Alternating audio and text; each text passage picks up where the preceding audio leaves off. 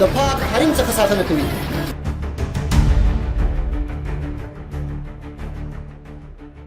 د افغانستان اسلامي امارات وایي چې د پاکستان تیر شپې بریدونو ته په مناسب وخت ځواب ورکړل شي. د اسلامي امارات ویان ذبیح الله مجاهد په تازه څرګندونو کې ویلي دي چې پاکستان د نړیوال نورمونو خلاف عمل کړی دی او د افغانستان پر خاوره بیا تیری کړی او ډیر ژر به ورته په مناسب وخت کې ځواب ورکړل شي.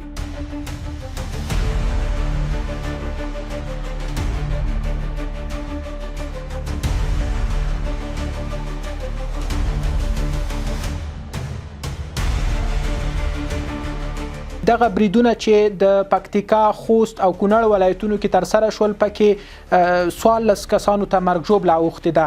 بیګا شپې 10 منټه او 2 بجې وې چې پاکستان تیارو برید وکړلو په د عوامو کورې ویشو دلته عوام اوسېدلو. ډېره مرګ ژوبله په خوست ولایت کې ده چې د 9 ماشومانو په ګډون یوه میرمن شهیده شوې ده.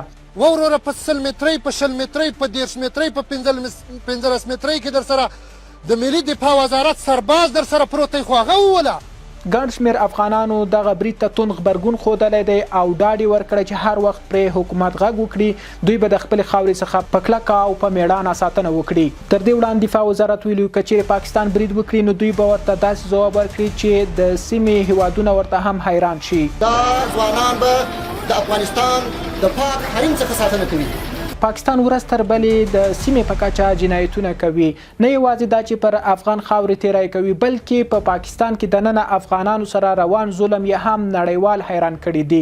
پاکستان په دې وروستیو کې افغان کډوال له کورونو راویستي، وهلي ټکولي دي او بندیان کړي دي. حتی هغه افغانان چې هغوی کډې بار کړي دي په دې کې ډیری ماشومان فوت شوي دي. د ډیر یخ له وجې هغوی په سړکونو باندې پراته دي، خو بیا هم د پاکستان پوځ او د پاکستان ظالم رژیم یې نه پرېږدي چې دوی په اسانۍ افغانستان ته راشي.